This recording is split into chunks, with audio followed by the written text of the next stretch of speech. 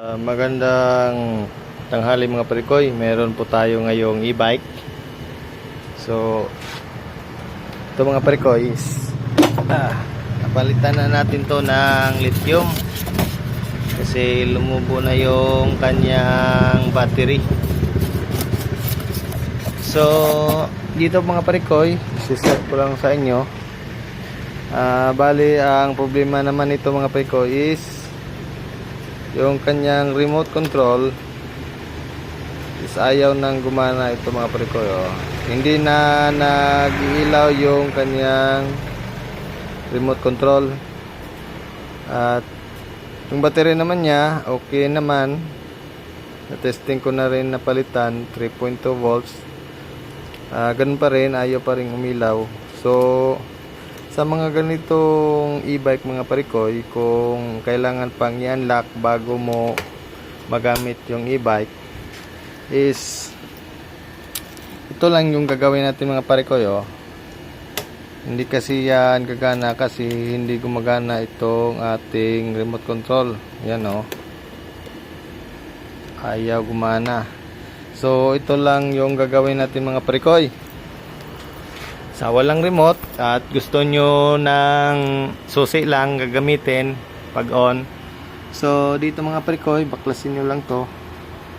Dito sa unahan meron itong tornilyo, 4 na tornilyo, screw, 4 na screw. Tapos hanapin nyo lang to mga parikoy. Kahit anong e-bike mga parikoy, hanapin nyo lang yung kanyang alarm. Ito yung alarm niya. Bali dito kasi siya nagsiswitch on yung kanyang relay. So tanggalin lang natin to mga parikoy. Ito kasi yung positive at saka negative ng alarm. Yan itim at saka pula. Ito yon. Bali tatanggalin lang natin yan mga parikoy.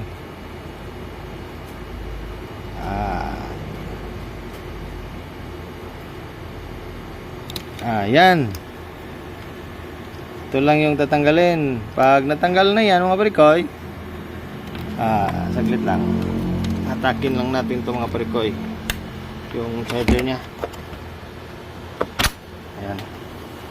So pag natanggal na yan mga parikoy, yung positive, is pwede mo nang gamitin yung e-bike mo kahit walang remote. Kahit wala na to, pwede na. So on mo lang, tapos ilagay lang natin sa 1 mga parikoy. Pwede na hatakin yan. Yan pwede na yan gamitin mga parikoy kasi natanggal na natin yung kanyang alarm. So yun lang.